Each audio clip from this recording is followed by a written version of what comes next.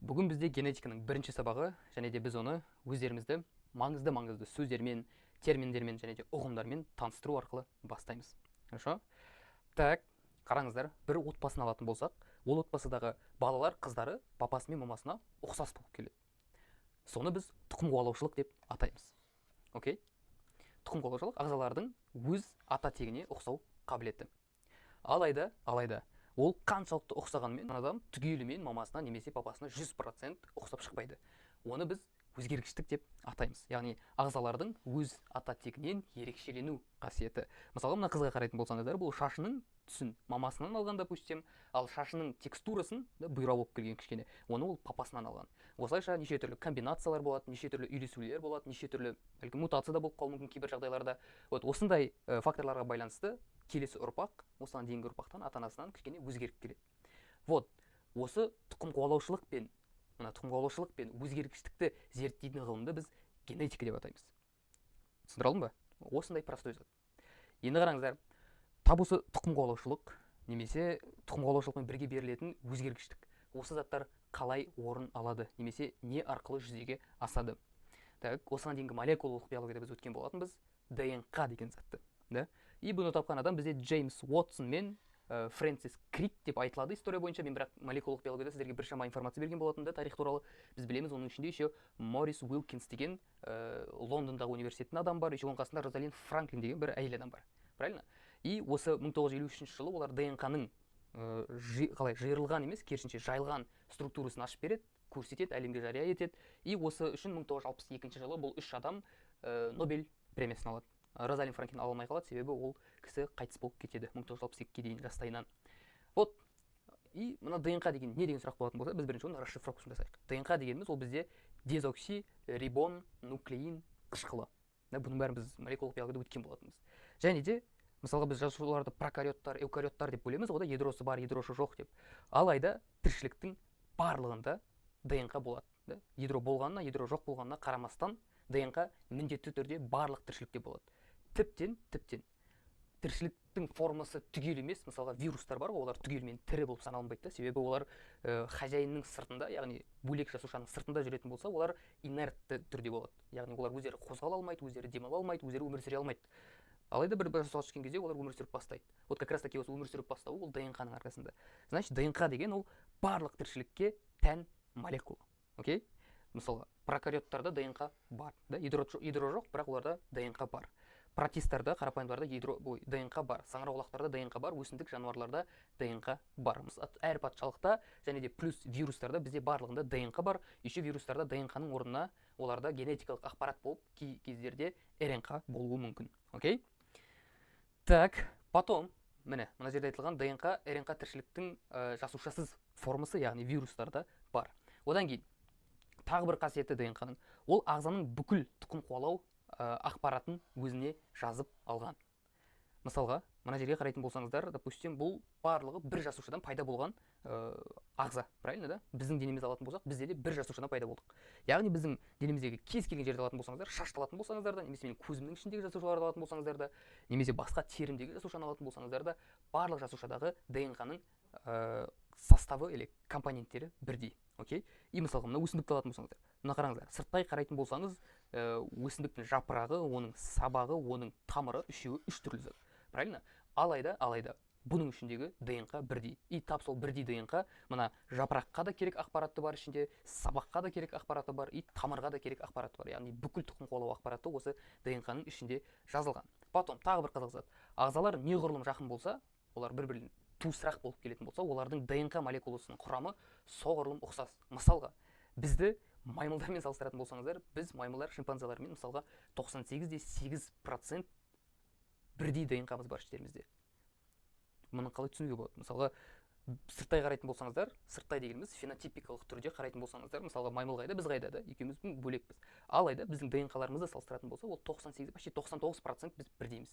Яғни оның ішінде біздің аяқтарымыз ұқсайды бір-бірлеріне, қолдарымыз ұқсайды, көздеріміз ұқсайды, қабақтарымыз, мұрындарымыз, ауыздарымыз, миларымыз қалай жұмыс жасайды, ішіміздегі жүрек, бүйрек барлығы бізде бір-бірлеріне ұқсайтын болғандықтан, және де жасушалық деңгейде біздің жасушаларымыз бірдей функция атқаратын болғандықтан, біздің ДНК-мыздың жаңағы 99% ұқсап тұрды, қалған 1% біздің арамыздағы өзгешелікке жауап беріп тұр. және де бізде егер бананмен салыстыратын болсаңыздар, бананмен біздің арамызда мысалы 60% ұқсастық бар. Хорошо, оның бәрі енді көбінесе біз бананмен 60% ұқсау деген бізге миға сыймайды. Алайда жасушалық деңгейге дейін барып түсетін болсақ, онда ол жердегі көптеген процесстер сол бірдей ДНК немесе бірдей гендер арқылы жүзеге асуда. Окей, мысалға митохондрияның ішіндегі процесстер болсын, немесе ядроның ішіндегі неше түрлі нәруыздарды шығару болсын, немесе лизосоманың заттарды қалай қорытатыны болсын, немесе там эпт-ның немесе Гольджи аппаратының қалай жұмыс істеулері болсын, плазмалық мембрананың қалай жұмыс істеуі болсын, репликация, транскрипция, трансляция неше түрлі процесс бар, солардың барлығының атқару механизмдары бізде жасушалық деңгейде бірдей. Окей, сондықтан біз даже банандармен 60% бірдейміз. И кез келген ағзаны алатын болсаңыздар, біз 100% бірдей бола алмаймыз алайда. Окей, 100% бірдей бола алмаймыз, за исключением бізде мында ережеден тыс бар. Олар бізде бір жұмыртқалы егіздер. Бір жұмыртқалы егіздер қалай пайда болатынын сіздер білесіздер, бізде бір жұмыртқалы егіздер бар, потом екі жұмыртқалы егіздер бар. Олардың разницасы бір жұмыртқалы егіздерде, ну, обычно, допустим, қалай адам пайда болады? Мынандай сперматозоид болады. Ой, но сперматозоид ұқсамай кетті, нотаға ұқсап кетті ма? Допустим, мынандай сперматозоид болады. И осы сперматозоид жұмыртқа жасушасымен әйел адамнан екеуі бір-бірлерінен қосылады, и осылайша бізде зигота пайда болады. И осы бір жасуша, мына зигота, осы бізде в конечном итоге бір үлкен ағзаға дейін өсет, ұлғаяды, развиваться етіледі. Ал мысалы егіз туатын болса, екі жұмыртқалы туатын болса, оларда тап осындай процесс екі рет болады. Яғни басқа бір жұмыртқа жасушасы болады, и соған бізде тағы бір сперматозоид келіп қосылады. И осылайша мына жерде тоже бір зигота шығады да, ол да дамиды, и осында бізде қараңыз, бір және де екінші бала өмірге келеді. Екі жұмыртқалы дегеніміз осы, яғни екі жұмыртқа қатысып тұр. Көрдіңіздер, екі жұмыртқа қатысып тұр. Ал егер де мынаны сызып сіздерге бір жұмыртқалы қалай пайда болады деп көрсететін болсам, бір жұмыртқалы случайда оларда тек қана бір жұмыртқалы жасуша болады, и екі сперматозоид деген сөз емес, бір сперматозоид болады тоже бір сперматозоид болады. И бұл екеуі қосылған кезде бізде тап сол зигота шығады. Алайда мына зигота бөліну барысында ол негізі мысалы бөлінеді и бірге тұтастыру керек қой. Алайда бұлар бөлініп жатқан кезде, ең бірінші бөліну кезінде бұлар екіге бөлініп кетеді, бүйтіп. Екіге бөлініп кетеді. И осылайша мына екеуі отдельно дамып бастайды да, екеуі жаңағы мына мысалы жерде тұрған екі баланы шығарады бізге. Хорошо? Сондықтан бұлардың мысалға мына сперматозоидтағы ДНК мен мынаның ішіндегі ДНК-ның екеуінің барлығы бірдей болғандықтан, мына екі жасушалары да бір-бірлеріне 100% ұқсайтын болады да, туылған бала 100% бір-бірлеріне ұқсап шығады. Хорошо? Так, дальше. Тұқым қуалау ақпаратын сақтап қана қоймайды. ДНК бізде, жаңа айттық та, ақпаратты сақтайды деп. Алайда оны келесі поколенияға, келесі ұрпаққа тасымалдау қабілеті бар. Мына жерде суретке немесе видео материалға қарайтын болсаңыздар, так, қарап жіберейік. Қазір міне қараңыздар, центриоли да алдыңғы тақырыптарды өткен болатынбыз. Микротүтікшелерін жібереді, хромосомаларды екі жақтан тесетте ұстайды да, и осылайша екі жаққа тартып, яғни мына осыған дейінгі болған бір жасуша, мына жаңадан түзілген екі жасушаға өзінің ДНК-ларын беріп жіберді, тасымалдап жіберді. Хорошо? Ол да бізде жаңағы тұқым қуалау ақпараты осы ДНК арқылы жүзеге асады. Потом ДНК өздігінен екі еселене алады. Өздігінен екі еселене дегеніміз, ол Нарутодағы сияқтандай прям пух-пух деп шығару емес, бұл жерде кішкене механизм басқаша.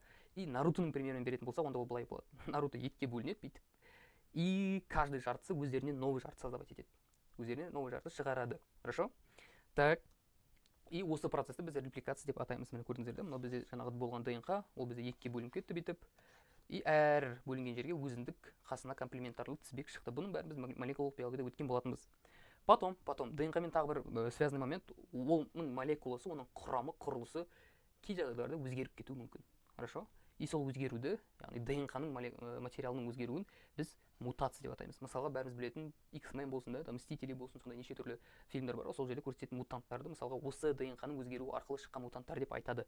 Алайда бұндай күрт өзгерістер немесе бұндай тым шектен тыс өзгерістер деп айтамыз ба, бұндайлар табиғатта кездеспейді ау.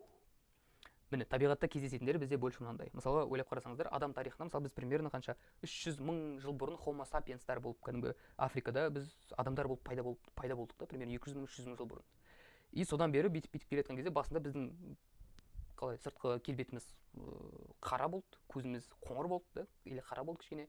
И уақыт өте келе, сол 200 мың 300 мың жылдан бері қарай санайтын болсақ, тек қана 6 мың 7 мың жыл бұрын көк көзділер пайда болып бастады. Ойлаңыздар, көк көзділер тек қана 6 мың 7 мың жыл бұрын пайда болып бастады. Салыстырмалы түрде өте жақын да бізге. Вот. И солны біз мысалы бір мутация болды деп айта аламыз. ДНК-ның ішінде там көздің ішіндегі пигменттерді кодтайтын немесе транслировать ететін жаңағы гендардың ішінде бір мутация болды да, көзіміз көк түс болып кетті. Так, и самый главный ДНК ол бізде химиялық зат. Олардан тұқым қуалауға жауап беретін денешіктер, хромосомалар жасалынады. Хромосомалар сіздер не екенін білесіздер? X біздегі 46 штук осы хромосомалардікі. Как раз таки, и қараңыздар, мына жеріне назар аударатын болсаңыздар, тұқым қуалау дейді. Осы тұқым қуалау дегеніміз не? Тұқым қуалау ақпарат дегеніміз не? Оны түсіну үшін сіздер қазір артқа барыңыздар да, молекулалық биологияға мына заттарды еске түсіріп кетейік. Көмірсулар не екенін білесіздер? Правильно? CHO осылай тұрады. Майлар не екенін білесіздер? Тоже CHO осы 3 элементтардан тұрады бізде. Ал нәруыздар болса, біз білеміз, нәруыздарды өткен кезде біз олардың неше түрлі реттілік құрылымдарын қарастырдық, и нәруыздар неше түрлі функцияларда қатысатынын білеміз да, там катализдеу бар, гормон болады, реттейді, құрылыс жасайды, көптеген заттар жұмыс жасайды. Жалпы ол осы егер үшеуін қарастыратын болсақ, көмірсулар мен майлар более-менее упрощенный, кішкене қатты күрделенбеген, комплексный емес. Ал нәруыздар болса, бізде оның элементтарының өзі біршама элементтер бар ішінде, мысалы да 5 элемент как минимум. И одан басқа бұлардың функциялары разнообразный. И вот осы нәруыздардың бізде неше түрі бар. Бізде миллиондаған нәруыз қазір жұмыс жасап жатуы мүмкін біздің ағзада. И осы нәруыздарды как раз таки шығаратын ол жаңағы ДНК-ның ішіндегі ақпарат. Хорошо? И тап осы ақпараттың барлығын, яғни амин қышқылдардың, амин қышқылдары тұрады, олайынан нәруыз жасаған кезде, допустим, фенилаланин, там лизин деген сияқты, осылардың реттілігін бізге шығарып беретін ақпаратты біз тұқым қуалау ақпараты деп атаймыз. Барлық нәруыздардағы амин қышқылдар ретінің жазбасы. Хорошо? Осы бізде тұқым қуалау ақпараты, және де осы тұқым қуалау ақпараты ол бізде ДНК-ның ішінде сақталған. Так, дальше. Мына жерде сіздерде ДНК, ген және де хромосома осы 3 понятиемен ұғыммен таныстырып кетейін, және де олар бір-бірлерімен қалай байланысты екенін көмектесіп жіберейін түсінуге. Қараңыздар, шегені елестететін болсаңыздар, мысалы сіздерге сұрақ қойса, шеге неден жасалған деп қоятын болса, біреулер айтады, шеге темірден жасалынған, и біреулер айтады, шеге қалпақшасы бар да мына жерде, потом өзегі бар былайынан, мынандай ұзын, қалпақ деп қояйық бүйтіп, и өзек, и ұшы бар да, еще ұшы. Шеге қалпақшадан, өзектен, ұшынан тұрады. Осы үш заттан тұрады деп айта аласыздар, немесе шеге темірден жасалған деп айта аласыздар. Екеуде де дұрыс болушы еді. Тап сол сияқты, егер де біз хромосомаға қарайтын болсақ, хромосома бізде ДНК-дан жасалынған, шеге темірден жасалған сияқты, бізде хромосом ДНК-дан жасалынған, елестетіңіздер, материал ДНК. И хромосом ол бізде гендерден тұрады. Яғни оның өзінің бір участоктары бар, ген деп аталатын. Вот сол гендер бізде хромосоманы құрайды. Тап мына қалпақ, өзек, ұшы жаңағы шегені жасайтын, құрайтын сияқты, тап сол сияқты гендер де бізде хромосоманы құрап береді. Бұл бізде кітапта берілген пример, және жақсы пример деп ойлаймын. Алайда қазір біз егер елестеткіміз келсе, сіздер больше оны жіппен елестете аласыздар. Міне қараңыздар, мына жіптің ішіндегі әр жіп жіңішке жіпшелерін біз ДНК деп ала аламыз да, ДНК деп. И олар бір-бірлерімен байланысады, оратылады. Олар біршама мынандай қалың структураға келіп оратылады. И еще бұл қалың структураны сіздер қолға ұстап бүйтіп орап мынандай қалың структураға алып келе аласыздар. Және осы мынаны біз хромосома деп атайтын болсақ, мынаның ішіндегі әр жіңішке талшықтарды ДНК деп елестете аламыз. Хорошо? И тап осыны біз аламызды ядроның ішіне салып қоямыз апарып. Ал мына жерде ген қай жерде деп сұрайтын болсаңыздар, ген деген мына әр буынды, мына жердегі мына әр буынын сіздер бір ген деп аласыздар. Хорошо? Әр буын мына жердегі ол бір ген. Окей? И біздің хромосомада, жалпы 46 хромосомада, адамдарда бізде 46 хромосом болса, соның ішінде бізде примерно 20-25 мың ген бар. Окей? Бұның точно количествосы жоқ, алайда примерно 25 мыңға қарай тіреліп келеді. Окей? 20-25 мың ген бар. Ал ген дегеніміз, егер оған бір определение беретін болсақ, бір нәруыз туралы ақпарат жазылған ДНК молекуласының бөлігі. Яғни мына әр ген мына жердегі ол негізі бір нәруыз емес, ол біршама нәруыз шығарылады, алайда сол бір нәруізге жауапты участокты біз ген деп атаймыз. Хорошо? Ол қалай біршама нәруіз болып кететінін, оны біз алда уақытта өтетін боламыз. Неше түрлі модификациялар, түрленулер, өзгерулер болады. Соның арқасында бізде бір геннен негізі бірнеше нәруіз шығуы мүмкін, алайда осыны бір ген, бір нәруіз деп пока что жаттап алуға болады. Типа мына ген мысалға инсулинді жасап береді деген сияқты. Окей?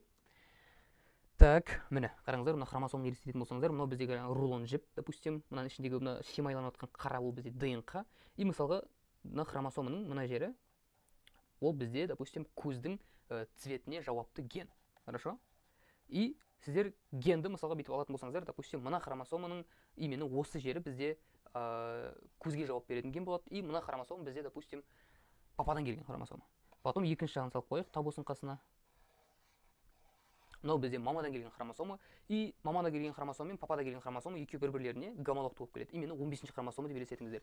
46 хромосоманың именно 15-шісі, пападан келген 15-ші, мамадан келген екеуі бір-бірлеріне гомологты болып келеді. Гомологты дегеніміз размері жағынан ішіндегі гендерінің орналасуы жағынан бірдей хромосомалар. Хорошо, гомологты деген. Яғни олар бірдей болғандықтан мамада да мына жерде сіздерде көздің түсіне жауап беретін ген орналасады. Хорошо? Вот қараңыздар. яғни көздің түсі дегенде біз ген деп айтамыз, да? Ген ол бізде көздің түсі, алайда біз уточнять етпейміз қандай түс екенін. Ол көк болуы мүмкін, аспандас болуы мүмкін, балдыр түстес болуы мүмкін, мына жерде ашық көк болуы мүмкін, қоңыр болуы мүмкін, мысық болуы мүмкін. Оны уточнять етпейміз. Ген деген ол бізде просто көздің түсі. Хорошо? Ал егер де уточнять ететін болсақ, мысалға пападан келген, допустим, ген ол сізге қоңыр көз беретін болса, осы қоңыр көздің түсі деп уточнять еткеніміз, ол жерде уже біз мынаны аллель деп атап кетеміз. Окей? Аллель. Мына уже бізде аллель болып кетеді. И мына жердегі, мысалы, мамадан келетін сіздер жасыл деп ойлаңыздар, допустим. Жасыл дегеніміз ол тоже бізде аллель болып кетеді. Хорошо? Упс. Аллель. Сонда аллель дегеніміз геннің варианттары. Хорошо? Ген деген бізде көздің түсі, мысалы ген, допустим. И ол бізде оның аллельдері, мысалы жасыл көздің түсі болуы мүмкін, сары көздің түсі болуы мүмкін, көк көздің түсі болуы мүмкін, қоңыр, қара, қызыл, фиолетовый. Вот сол варианттарын барлығын біз аллельдер деп атаймыз. И сіздер естіген, сіздер көрген бір затпен егерде қазір ассоциировать ететін болсақ, мына қараңыздар. А деген әріпті сіздер ген деп аласыздар, ал үлкен А деген мысалға ол бізде аллель, и кішкентай А деген ол бізде тоже аллель. Мысалға мына А деген әріпті жазбаймын ештеңе, потому что жазатын болсам мен оны либо үлкен етіп, либо кіші етіп жазамын, ал ол уже аллель болып кетеді. Сондықтан просто мына или голосты бүйтіп қояйын да, мысалы міне. Бүйтіп тырнақшаның ішіне А деп салып қойын, бұл дыбыс деп ойлаңыздар, хорошо? А деген дыбыс ол бізде ген, ал үлкен А болатын болса, ол мысалға, допустим, бізде ол жасыл түске жауап беретін аллель, ал кіші А болатын болса, ол бізде қоңыр түске, көздің қоңыр түсіне жауап беретін аллель, хорошо? Тап осылай сіздер ген мен аллельдің не екенін түсіне аласыздар. Аллель геннің варианттары. Так, жаңа айттық, 46 хромосомы бар. 46 хромосомының ішінде 20-25 мың ген бар. И бізде ағзада жұмыс жасап отырған нәруыздарды егер санайтын болсақ, немесе максималды деңгейге дейін жеткізетін болсақ, бізде миллион түрлі нәруыз шығуы мүмкін. Хорошо? Алайда негізі миллионға дейін жеткізе бермейді, көп жерде мысалы 80 мыңнан деп бастайықшы. Хорошо? И ол қалай? Ол алдағы сабаққа қалдырып кетейін, потому что мына сабақта кішкене біз именно генетиканың бастамасын түсіндіріп кетеміз. Алайда мына жерде кітапта айтқысы келгені, осы миллион нәруыз шығаратын үлкен мына 46 хромосомада бір шама ұзын ДНК-дан тұратын. Оны біз қазір ұзын етіп шығаратын болсақ, шынымен 1 метрға дейін жеткізе аламыз, тарқайтын болсақ. Сол 1 метр хромосоманы, 1 метр ДНК-ны біз қалай жасушаның ішіндегі ядроға сыйдырамыз деген сұрақ болған. Қазір оны түсіндіріп кетемін. Окей? Так, ал мына жерде тағы бір айта кететін жайт, әр ген міне 2 данадан тұрады, и осы 2 дананың әр данасын біз аллель деп атаймыз. Окей? Бір аллель әкеден келеді, бір, допустим, үлкен А, и бір аллель бізде анадан келеді. Окей? И осыларды біз ген деп атаймыз. Так, мына жерде тағы бір момент. Осыған дейін ғалымдар бізде басында генетика ғылымы енді қалыптасып жатқан кезде айтады, олар айтқан тұғын. Бір ген бізде бір белгі береді деп. Мысалы жаңағы 15-ші хромосомадағы мына жердегі орналасқан ген, допустим, бізде көздің түсіне жауапты деген болды. Но қазір мен упрощенный версиясын көрсеттім ғой сіздерге. Алайда басында осылай айтып жүр, бір ген, бір белгі деп. Алайда біз наука дамыған сайын біз қазір түсінеміз, то что бізде бір ген бірнеше белгі беру мүмкін, немесе бір белгі бірнеше гендармен контролироваться ету мүмкін. Хорошо? Мысалға бір ген, допустим, А нәруызын шығарады, екінші ген Б нәруызын шығарады, үшінші ген С нәруызын шығарады, и мына үш нәруыз бірігіп бір белгіні жасау мүмкін. Хорошо? Сондықтан біз более конкретно, более прям точно болу үшін біз қазір бүйтіп айтқанымыз жөн. Бір ген, бір нәруыз деп айтқанымыз жөн. Окей? И бұл да спорно, алдағы уақытта спорно болады, оны көресіздер, сіздер түсінетін боласыздар. Мына жерде тырыспаңыздар қазір, сразу түсініп алуға бір нәрсені, немесе миларыңызда прям структурировать етіп, так, мына былай екен деп по полкам қойып түсуға тырыспаңыздар, потому что бұл күрделі наука да, генетика деген. Сондықтан сіздерге кішкене ашық болуға тура келеді. Так, ана жерде мынандай екен, ана жерде мынандай екен, ана жерде өзгере алады екен деген сияқты. Но пока что бір ген бізде бір нәруыз шығарады дегенді естеріңізге сақта қойсаңыздар болады. Хорошо? Так. Мына жерде адамның денесіне қарайтын болсаңыздар, мысалға, допустим, ДНК мына жерінде бір ген, мына жерінде екінші ген, мына жерінде үшінші ген. Қазір мен сіздерге упрощенно айтып жатырмын. Мысалға, сіздердің кітаптарыңызда жазылған, қазір 1 минут кітапта былай берілген екен. Миға мысалға 3195 ген жауап береді екен, миға. Тағы қандай көп жерлер бар. Ұйқы безіне қарайтын болсақ та, инсулин, глюкагон деген гормондарды шығаратын. Оған 1094 ген жауап береді екен. Қуық асты безіне бізге 1283 гендер жауап береді екен. Тағы не бар, мысалға, ұрықтың шығуына мысалға 1989 ген жауап береді екен. И мысалы осының бәрін қосатын болсақ, біз примерно жаңағы 20-25 мың генға келеміз. Хорошо, мына жерде жазылған көзге 547 ген жауап береді, мысалға, көздің ішінде, потому что біршама зат бар да. Теріге мысалы 620 ген жауап береді деген сияқты болады. Осының барлығы жаңағы 46 хромосоманың ішінде таратылған.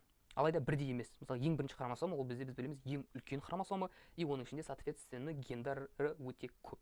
окей. И қараңыздар, жаңағы айтқан осы неше мыңдаған ген бар, и бірнеше миллиондаған нәруыздар шығаруы мүмкін. И вот тап соны тарқататын болсақ, жаңағы ДНК-ны ол бізде примерно 1 метрға дейін жетеді. И сол 1 метр, шынымен 1 метрға жетеді.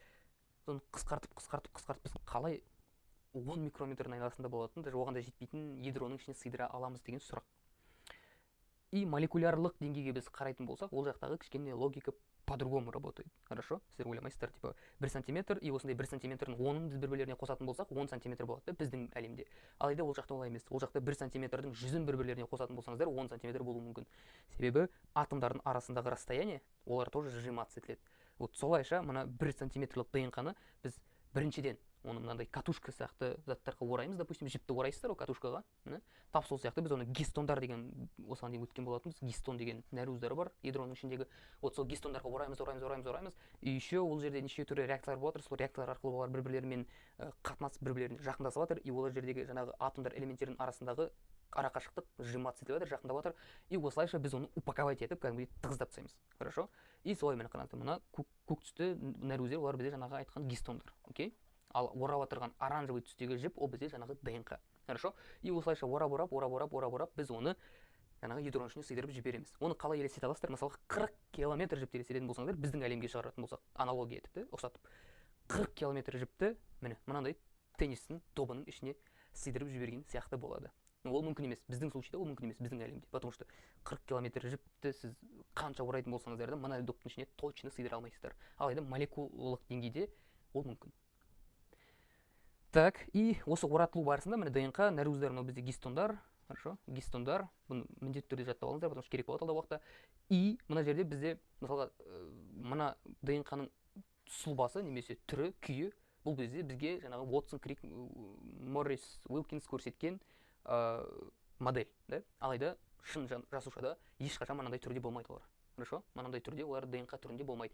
Олар жасушаның өмір сүру барысында хроматин түрінде болады, яғни гистондарға байланысқан түрінде болады.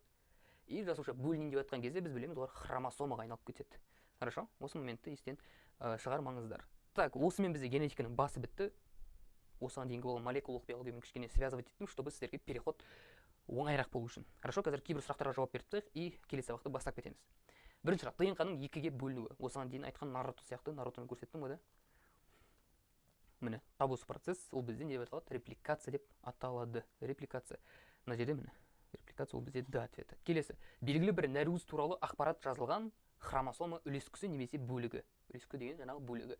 Белгілі бір нәруыз туралы ақпарат жазылған қайсысы ол бізде? Ол бізде ген, да? Кариотип деген емес. Оны біз өткен болатынбыз, бірақ ол емес точно. Хроматин деген ол мынау бізде. Мынау бізде хроматин. Бұның ішінде бірнеше ген болуы мүмкін. Мына жерде бір ген тұруы мүмкін, мына жерде бір ген тұруы мүмкін, мына жерде бір ген тұруы мүмкін деген сияқты. Тағы не бар? А хроматин оны біз өтетін боламыз. Гидрошқол білесіздер, гидроның ішіндегі бір орын, и мына жердегі ответ бізде ол ген болады. Генетика зерттейді, жаңағы басысындағы айтылған екі зат тұқым қуалаушылық и өзгергіштік. Мына жерде ішінен тұқым қуалаушылық бар. И ответ А болады. Хорошо? Так, осымен сабақ бітті. Келесі сабақта кездескенше, көріскенше.